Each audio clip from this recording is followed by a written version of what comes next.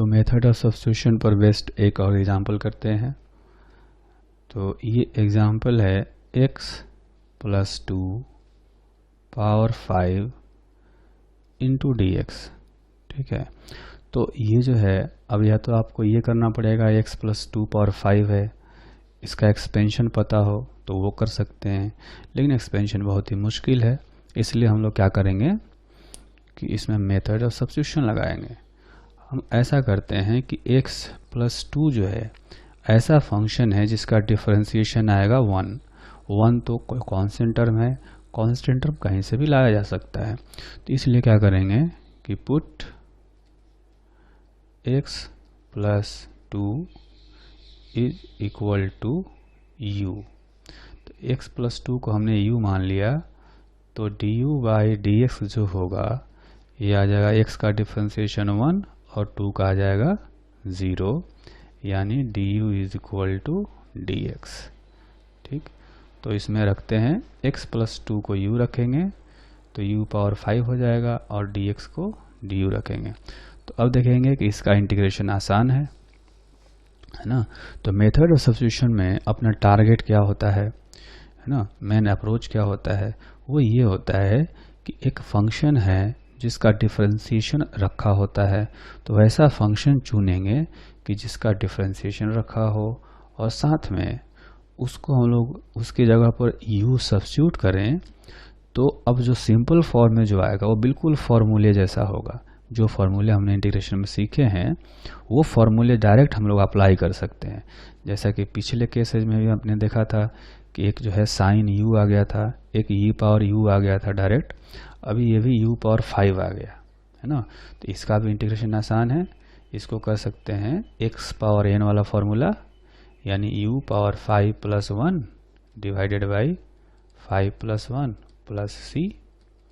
u का value आपस फिर से रख देंगे, तो x + 2 power 6 divided by 6 plus c। ये हो गया इसका इंटीग्रेशन। उसी तरह से एक और एग्जांपल करते हैं। ऐसा मान लेते हैं कि हमें एक एक्सप्रेशन दिया गया 1 + y² इंटू 2y dy। ठीक है, तो आप देखेंगे कि ये काफ़ी कॉम्प्लेक्स दिख रहा है, लेकिन अगर रूट के अंदर जो टर्म है 1 + u², अगर इसको हम लोग कुछ मान लेंगे u, तो इसका डिफरेंशिएशन हो जाएगा 2y, जो कि यहाँ पर बगल में दिया हुआ है। ठीक है, तो ये हमें क्या करना है, put 1 + y² is equal to u।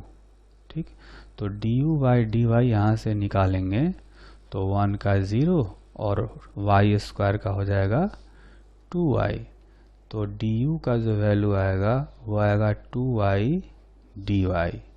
ठीक, तो इंटीग्रेशन करने से आप देखेंगे कि चूंकि हमने 1 + u² को u ले लिया था, तो यहाँ पर रूट u हो जाएगा और 2y dy को हम लोगों ने du निकाला यहाँ पर, तो इसको du रख लेंगे। अब इसका इंटीग्रेशन जो है वो आसान है। इसका इंटीग्रेशन कैसे आसान है कि इसको हम लोग लिख सकते हैं u पावर 1/2 इंटू du। इसका इंटीग्रेशन हो जाएगा x पावर n वाला फॉर्मूला लगाएंगे, तो u power n + 1 by n + 1 plus c, यानी u power 3/2 by 3/2 plus c। अब u का जो वैल्यू है, हमने u किसको लिया था 1 + y² को, तो उसको वैल्यू रख देंगे वापस, तो 1 + y² पावर 3/2 बाई 3/2, या इसको 2/3 लिख सकते हैं, प्लस c। ठीक है, एक इंटीग्रेशन ये हो गया। अच्छा, एक और एग्जांपल करते हैं। ये ऐसा एग्जांपल है कि इसमें हमें दिया गया है x² sin x³ dx। तो आप देखेंगे कि x³ का डिफरेंशिएशन होता है 3x², तो 3 यहाँ नहीं है है ना, लेकिन एक्स स्क्वायर तो है, और एक्स स्क्वायर है तो हम लोग मेथड ऑफ सब्स्टिट्यूशन अप्लाई कर सकते हैं। क्या करेंगे, put u is equal to X cube, तो D U by D X का जो वैल्यू है ये आएगा 3x स्क्वायर। तो यहाँ पर रखते हैं, du का जो वैल्यू होगा उसको du बाई 3 का वैल्यू निकाल लेते हैं डायरेक्ट, ये आएगा एक्स स्क्वायर dx।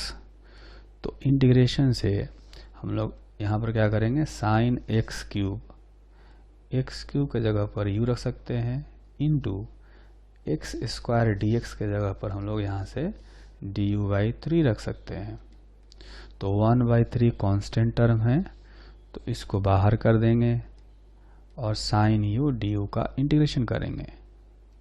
तो साइन u का इंटीग्रेशन होता है माइनस कॉस u, साथ में कांस्टेंट टर्म ऐड करेंगे, तो माइनस 1/3 कॉस u का वैल्यू जो हमने रखा था एक्स क्यूब को, है ना, तो एक्स क्यूब रख देते हैं यहाँ पर।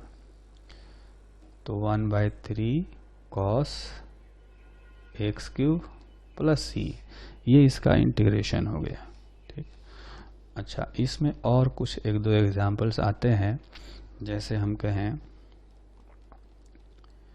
कि हमें पूछा गया साइन स्क्वायर एक्स का इंटीग्रेशन, तो इस इंटीग्रेशन को करने के लिए सबसे पहले हमें थोड़ा सा सिंपल फॉर्म में जाना पड़ेगा। सिंपल फॉर्म क्या है कि हमने एक फॉर्मूला पढ़ा था कि cos 2x होता है 1 माइनस 2 साइन स्क्वायर एक्स, है ना। तो अगर ऐसा कहें कि यहाँ पर साइन स्क्वायर एक्स का जो वैल्यू आएगा उसको हम लोग लिख सकते हैं 1 minus cos 2x divided by 2। ठीक है, तो यहाँ पर ऐसा करेंगे कि जो साइन स्क्वायर एक्स है उसकी जगह पर हम लोग ऐसे रख सकते हैं 1 minus cos 2x divided by 2 into D x. फिर सम एंड डिफरेंस रूल को अप्लाई करेंगे, तो लिख सकते हैं 1/2 dx minus 1/2 cos 2x into D x. ठीक, तो इसमें से 1/2 को बाहर निकाल सकते हैं क्योंकि कांस्टेंट टर्म है, इसमें से भी 1/2 को बाहर निकाल सकते हैं, ये हो जाएगा इतना। ठीक, तो इसमें से ये हो गया 1/2 और dx का इंटीग्रेशन हो जाएगा कितना। dx का इंटीग्रेशन कैसे करेंगे इसको एक बार समझते हैं। इसमें आपको देखना है कि यहाँ x वाला टर्म तो है नहीं, तो ऐसा माना जा सकता है कि यहाँ 1 तो है, और 1 का मतलब होता है x पावर 0, है ना। तो x पावर 0 का इंटीग्रेशन होगा x power 0 plus 1 by 0 plus 1 minus 1/2। अब इसमें हमें मेथड ऑफ सब्स्टिट्यूशन लगाना पड़ेगा। क्या करेंगे कि जो cos 2x है उसको मान लेते हैं u is equal to cos 2x, 2x को हम लोग u मानते हैं। यहाँ पर थोड़ा सा करेक्शन करेंगे, है ना। हमने क्या किया कि 2x को u ले लिया, तो du बाई dx कितना आएगा, ये आएगा 2, यानी जो du है इसको हम लोग लिख सकते हैं du बाई 2 लिख सकते हैं dx को। ठीक, तो यहाँ पर रखते हैं cos 2x को हमने u मान लिया, तो यहाँ पर u रख देंगे, और जो dx है उसका वैल्यू du बाई 2 रखेंगे यहाँ से। ठीक, तो इंटीग्रेशन के बाद फाइनली आया 1/2 x माइनस 1/2। ये देखेंगे कि ये जो 1/2 है इसको भी हम लोग बाहर कर सकते हैं। अब रह गया cos u का इंटीग्रेशन होता है sin u, है ना। तो ये sin u हो गया, और लास्ट में कांस्टेंट टर्म जोड़ देंगे। तो फाइनली जो आंसर इसमें आएगा वो आंसर हम लोग अगर लिखें तो इसका वैल्यू आएगा x/2 पहला टर्म माइनस साइन u का वैल्यू हमने रख देंगे वापस 2x, तो साइन u के जगह पर साइन 2x डिवाइडेड बाई देखेंगे 2 इंटू 2 4 हो जाएगा, है ना। तो यहाँ पर हम लोग 4 रख सकते हैं इसका वैल्यू, और साथ में एक कांस्टेंट टर्म जोड़ देंगे c, ठीक है। अच्छा, कुछ इसी तरह से हम लोग cos स्क्वायर x का भी इंटीग्रेशन कर सकते हैं, तो उसका भी इंटीग्रेशन देखते हैं। अगर हमसे कहा गया cos स्क्वायर x dx का इंटीग्रेशन करने के लिए, तो हम लोग क्या करेंगे, फिर से cos 2x के फॉर्मूले को यूज करेंगे। cos 2x होता है 2 cos स्क्वायर x माइनस 1, यानी cos स्क्वायर x का वैल्यू होगा 1 plus cos 2x divided by 2। तो इसको हम लोग लिखेंगे ऐसे, तो ये आएगा 1 plus cos 2x divided by 2 into dx, ठीक। तो आप देखेंगे कि इस फॉर्मूले में और जो जस्ट अभी हमने किया साइन स्क्वायर x का, उस फॉर्मूले में सिर्फ ये यहाँ पर प्लस है, अभी पिछले वाले में माइनस आया था, बस यही फ़र्क है ना। यहाँ पर देखेंगे कि यहाँ पर बीच में माइनस साइन था, वहाँ पर यहाँ पर है 1 माइनस cos 2x बाई 2, और वहाँ पर है 1 प्लस cos 2x बाई 2। तो बिल्कुल इसी तरह से इंटीग्रेशन करते जाएंगे, बस खाली यहाँ पर माइनस के जगह पर प्लस साइन आता जाएगा, है ना। तो अगर इसको देखें तो ये हो जाएगा 1/2 dx का इंटीग्रेशन प्लस 1/2 cos 2x का इंटीग्रेशन, ठीक।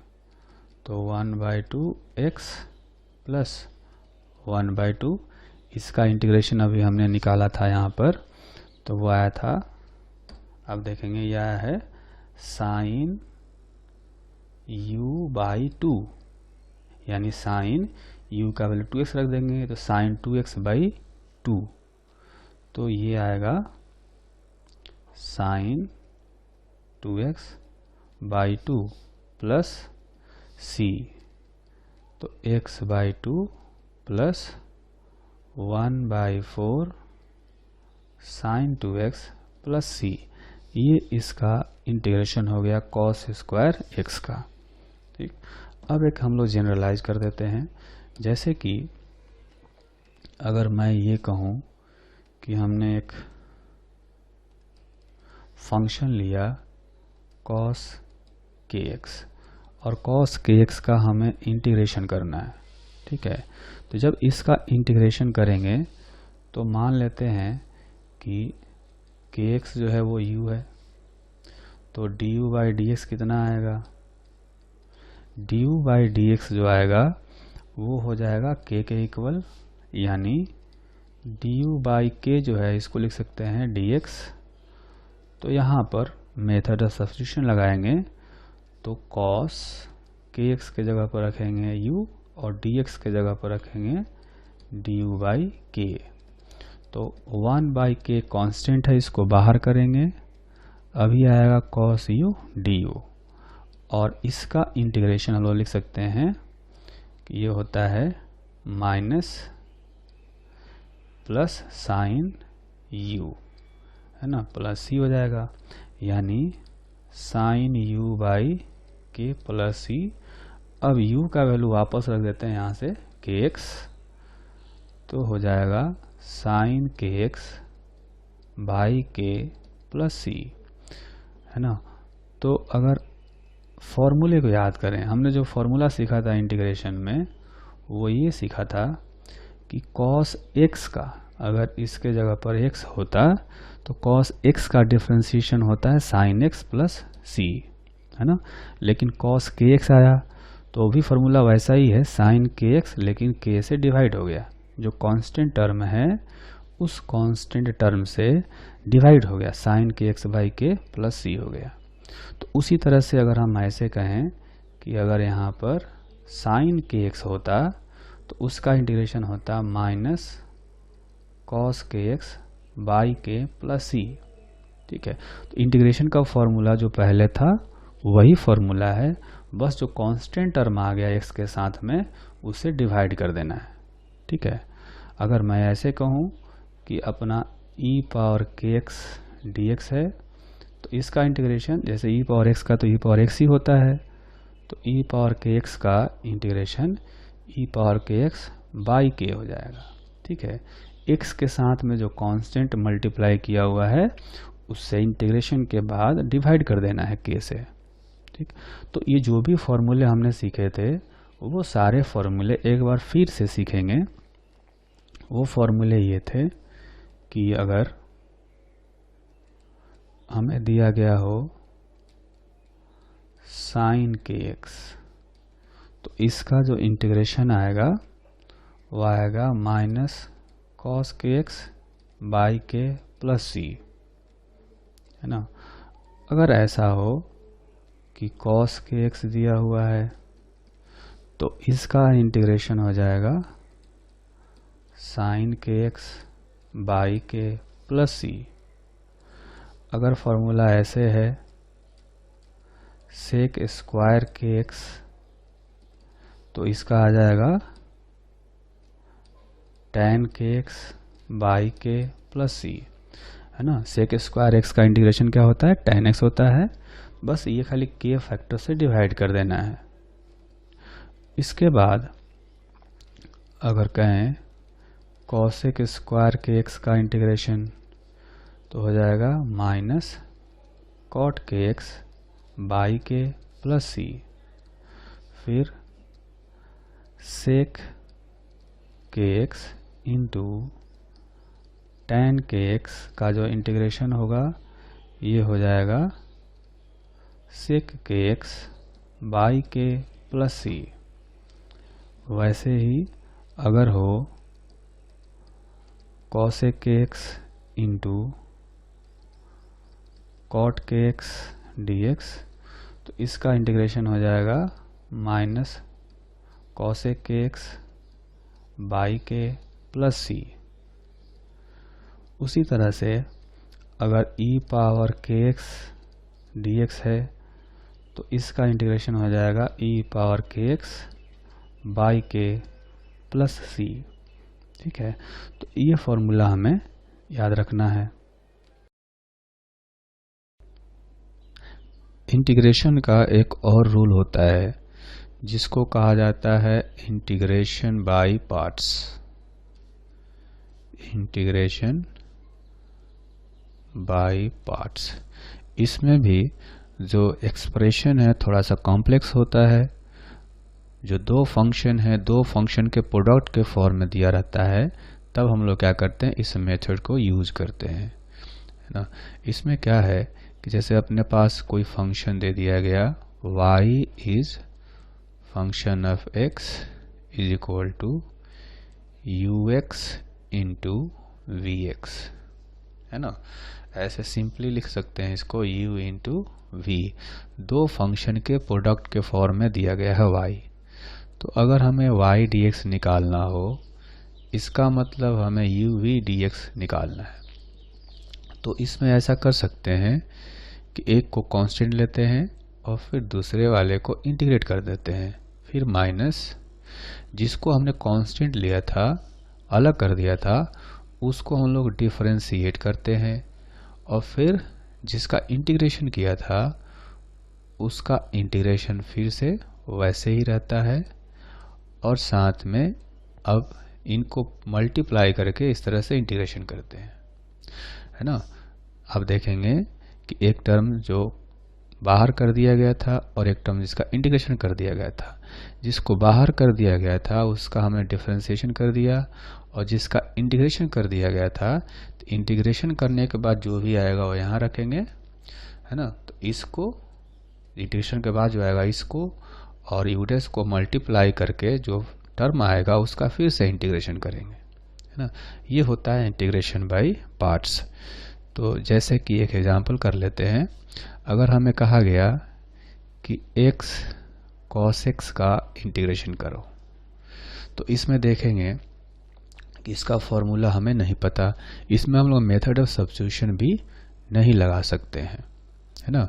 अब नहीं लगा सकते तो एक यही तरीका बचता है इंटीग्रेशन बाय पार्ट्स का। तो इसके लिए हम क्या करेंगे कि जैसे हम लोग ऐसा करते हैं कि इसको x को मान लेते हैं u, है ना। x को मान लेते हैं u और cos x को मान लेते हैं v। ये u हो गया, ये v हो गया, ठीक है। तो इसमें से x को पहले बाहर निकालेंगे और cos x का इंटीग्रेशन कर देंगे, cos x dx minus u dash, यानी कि u जो है x को डिफरेंशिएट करेंगे तो आ जाएगा 1 इंटू, अब cos x का इंटीग्रेशन करके यहाँ पर रखना है। तो cos x का इंटीग्रेशन sin x होता है, हमें पता है ना। तो यहाँ पर रखेंगे sin x इंटू dx। तो x cos x का इंटीग्रेशन हो गया sin x माइनस, अब इसका इंटीग्रेशन करेंगे sin x dx का, तो ये हो जाएगा sin x का इंटीग्रेशन हो जाता है माइनस cos x, है ना। तो माइनस cos x प्लस एक कांस्टेंट जोड़ देंगे, तो ये हो गया x sin x plus cos x plus c, ठीक। इस तरह से एक और एग्जांपल करें, है ना। तो उस एग्जांपल में हम लोग क्या करेंगे, इसको ऐसे लिख सकते हैं कि x इंटू ई पावर के एक्स, इसका हमें इंटीग्रेशन करना है। तो ऐसा करेंगे कि इसमें हम लोग x को मान लेते हैं u, x को मान लेते हैं u और इसको e पावर के x को मान लेते हैं v, ठीक। तो x बाहर करेंगे और e पावर के x का इंटीग्रेशन करेंगे माइनस, जैसा कि हमें बताया गया कि यहाँ पर u डैश करना है, यानी कि इस x का डिफरेंशिएशन करेंगे तो आएगा 1 इंटू ई पावर के एक्स का इंटीग्रेशन, ये जो टर्म था। ई पावर के एक्स का इंटीग्रेशन होता है ई power k x divided by के इंटू डी एक्स। तो x, अब इसका इंटीग्रेशन हमें पता है ई power k x divided by के माइनस, इसमें से 1 बाई के बाहर ले सकते हैं, तो ई power k x D X का इंटीग्रेशन करना पड़ेगा। तो x into E power k x by के माइनस 1 बाई के, इसका इंटीग्रेशन फिर से ई power k x by k. तो कुछ इस तरह से ये हो जाएगा x बाई के माइनस 1 बाई के स्क्वायर, है ना।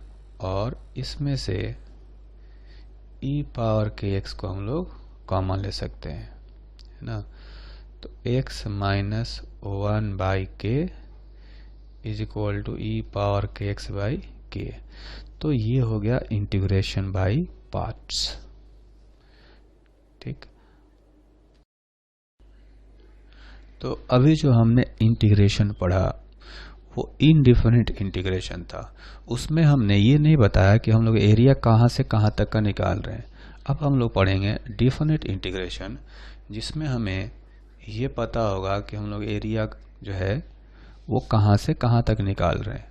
अगर ऐसा मान लें कि हम लोग ये जो ग्राफ दिया गया है, मान लेते हैं जो फंक्शन हमें दिया गया y is equal to f x, उसका ग्राफ ये आया, हमें एरिया जो है वो निकालना है x is equal to x1 से लेकर के ये हो गया x is equal to x2 तक, ठीक है। तो हमें एरिया चूंकि ये निकालना है सिर्फ, इसलिए हमें पता होगा कि एरिया जो है x1 और x2 के बीच में निकालना है। तो हम लोग क्या करेंगे कि जब इनडिफिनिट इंटीग्रेशन करते हैं तो इंटीग्रेशन अभी भी वैसे ही करना है, इंटीग्रेशन में कोई ज़्यादा चेंज नहीं है, बस क्या है कि हम लोग लिमिट रखेंगे उसमें। जैसे इसमें ये जो x1 है ये इसको कहते हैं लोअर लिमिट,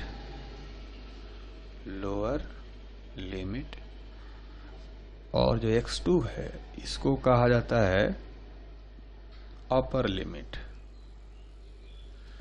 ठीक है, जैसे अगर हमें फंक्शन दिया गया है fx तो y dx, अब एरिया निकालना हो तो हम लोग क्या करते हैं, इसमें लिमिट रखेंगे x1 से x2 तक का।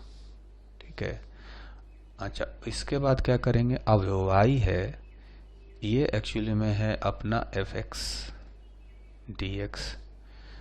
ठीक है, तो x1 से x2 तक का इसका लिमिट है, हमेशा नीचे रखना है लोअर लिमिट और ऊपर रखना है अपर लिमिट।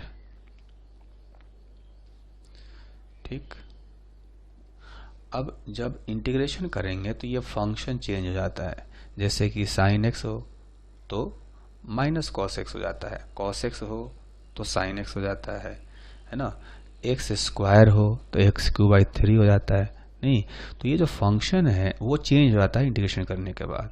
जो हमने फॉर्मूले पढ़े थे, जो रूल्स पढ़े थे, वही रूल्स यहाँ भी लगाने हैं, तो चेंज हो जाएगा। तो इस fx को हम लोग लिख देते हैं, कुछ लिख देते हैं कैपिटल fx। ठीक है, ये इंटीग्रेशन हो गया। इंटीग्रेशन करने के बाद ये होगा, अब इसमें क्या करेंगे, इसमें लिमिट रखना होता है, लोअर लिमिट रखते हैं यहाँ पर x1 और फिर यहाँ पर अपर लिमिट रखते हैं। तो इसका जो वैल्यू होता है फाइनली वो हम लोग कैसे निकालते हैं, पहले क्या होता है, इस x के जगह पर अपर लिमिट रखना होता है, यानी कि x2 रखना होता है। ठीक है, तो रखेंगे x2 माइनस रखेंगे यहाँ पर, और फिर जो है इसमें x के जगह पर लोअर लिमिट रखते हैं, यानी कि x1। ठीक है, ये आप ऐसे समझ सकते हैं कि जब भी हमें एरिया निकालना होगा, है ना, तो पहले हमने क्या किया कि x के जगह पर, इस x के जगह पर x2 रखा है, x2 मतलब यहाँ तक, तो हमने x2 रखते ही हमने एरिया जो है कहाँ तक का निकाल लिया, ये पूरा एरिया आ गया, है ना, इतना एरिया आ गया। लेकिन हमें तो सिर्फ इतना तक एरिया निकालना है, तो क्या करेंगे, x के जगह पर x1 रखेंगे, तो f(x2) क्या बताता है, ये पूरा एरिया बताता है यहाँ से यहाँ तक का, है ना। लेकिन x1 जब रखेंगे तो x1 वाला पार्ट कहाँ तक का एरिया बताएगा, वो बताएगा एरिया सिर्फ x = x1 से ओरिजिन के इधर का, ये एरिया बताएगा। तो fx1 एरिया बता रहा है ये वाला पार्ट का, और fx2 बता रहा है इस पूरे पार्ट का। तो fx2 में से fx1 को माइनस कर देंगे, तो ये जो बीच वाला एरिया है ना, ये जो बीच का एरिया है ये हमें निकल जाएगा, और इसीलिए ऐसा किया जाता है। तो फाइनली इसको हम लोग ऐसे लिख सकते हैं कि जब एरिया निकालना हो तो फंक्शन को इंटीग्रेट करेंगे लोअर लिमिट से अपर लिमिट तक। अब इंटीग्रेशन के बाद जो भी आएगा फंक्शन, उसमें पहले अपर लिमिट रखते हैं, यानी कि पहले x2 रखेंगे x के जगह पर, फिर जो है लोअर लिमिट रखते हैं, दोनों का डिफरेंस निकाल लेते हैं, तो ये एरिया बताता है। ठीक है, इसको समझने के लिए हम लोग एक एग्जाम्पल लेते हैं। मान लेते हैं कि हमें कोई फंक्शन दिया गया है y = fx = x। ठीक है, अगर इसका ग्राफ बनाएं तो इसका ग्राफ कुछ ऐसा दिखेगा। हमने इसका ग्राफ पहले भी बनाया था, एक स्ट्रेट लाइन है, तो इसका ग्राफ जो दिखेगा कुछ ऐसा दिखेगा, है ना। हमें इसमें कहा गया कि इस ग्राफ का एरिया निकालना है, कहाँ से, ये निकालना है हमें कि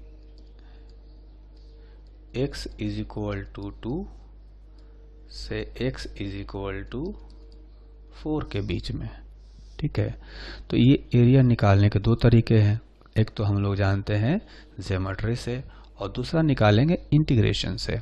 तो इंटीग्रेशन से निकालने के लिए हम क्या करेंगे, ये अपना डेफिनिट इंटीग्रेशन का तरीका लगाएंगे।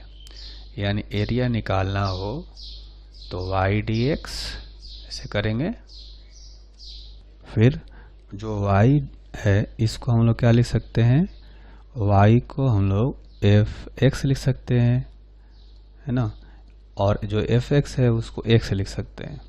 तो इस तरह से लिखा जा सकता है।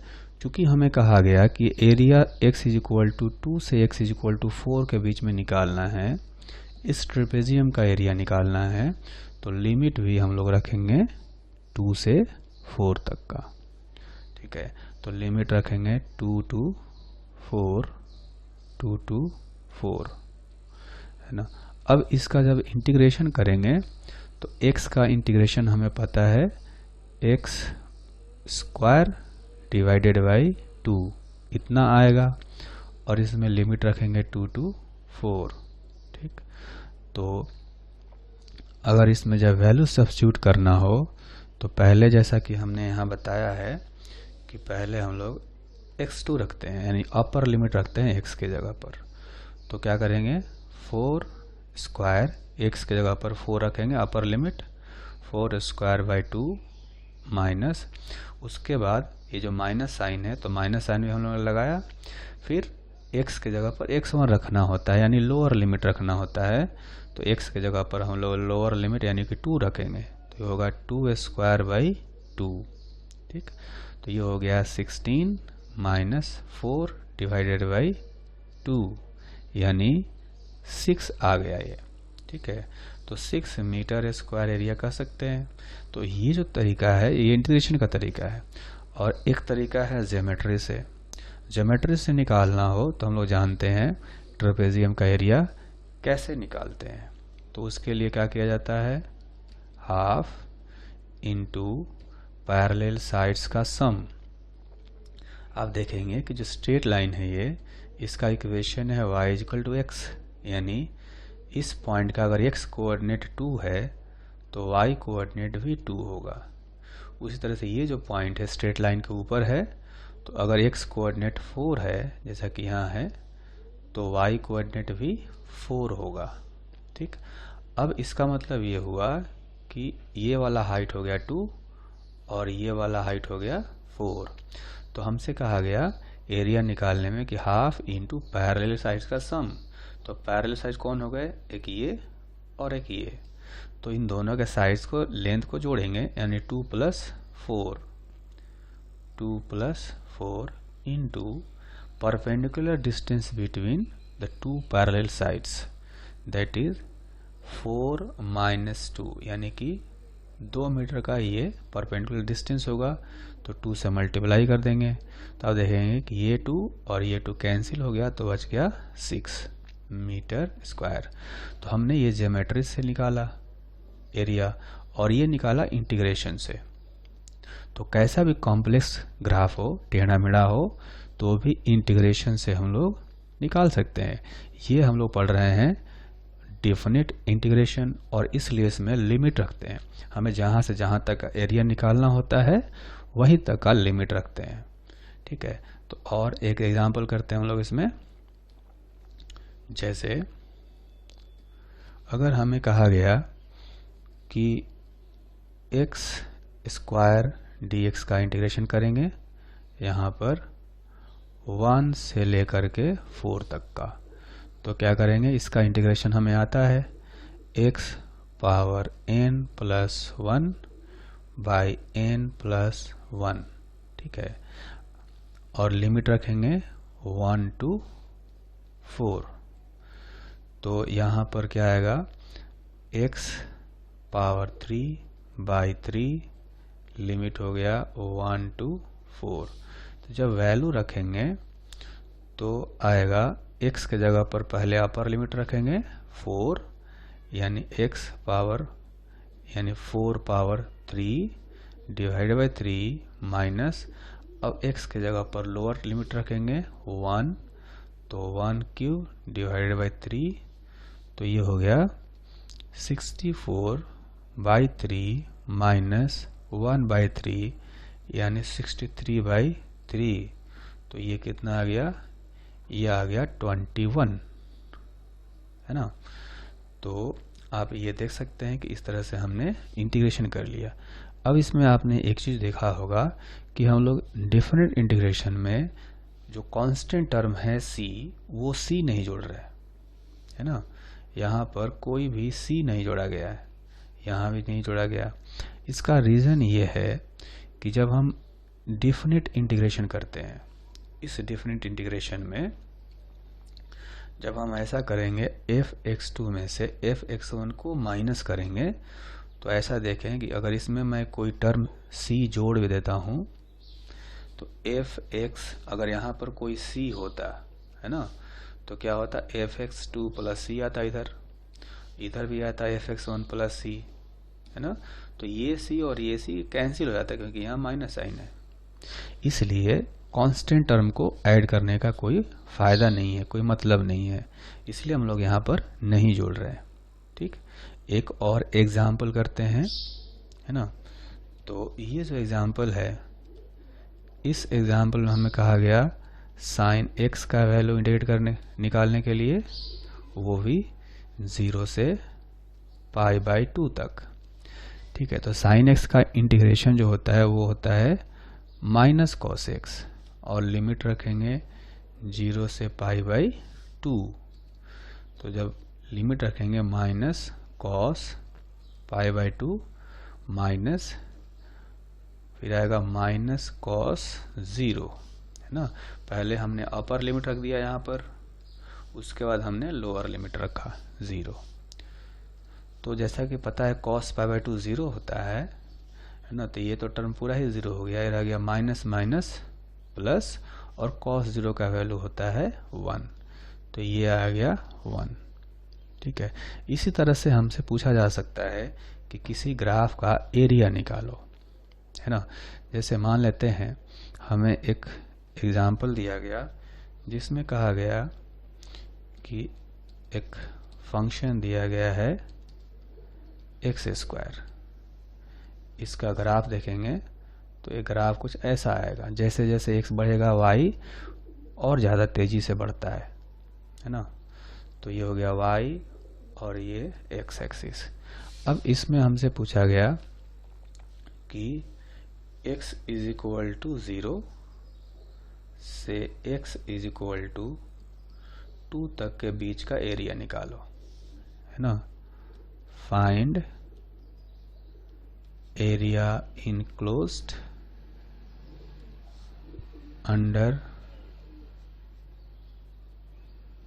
Curve and x axis between x = 0 to x = 2। तो इसके लिए हमें इंटीग्रेशन करना होगा। तो इंटीग्रेशन करेंगे कुछ इस तरह से, y dx, लिमिट रखेंगे 0 से 2। तो y का वैल्यू डायरेक्ट हम लोग x² रख देंगे 0 से 2। तो x² का इंटीग्रेशन आएगा x⁻2 + 1/2 + 1, फिर लिमिट रखेंगे इसमें 0 से 2। तो ये हो गया x³ 3, है ना, 0 से 2, इसमें लिमिट रखेंगे। तो लिमिट रखने के बाद अब 2 रखोगे यहाँ पर तो आएगा 8/3, और 0 रखने से आ जाएगा 0/3, यानी फाइनली हो गया 8/3। ठीक है, तो ये ध्यान रखेंगे कि ये जो एरिया आया है, ये एरिया हो गया 8/3। ठीक है, अब आप देखेंगे कि इसको ज्योमेट्री से निकालना पॉसिबल ही नहीं है क्योंकि ये टेढ़ा मेढ़ा कर्व है, लेकिन इसी तरह से हमने इंटीग्रेशन से बहुत इजीली इसको कैलकुलेट कर लिया है।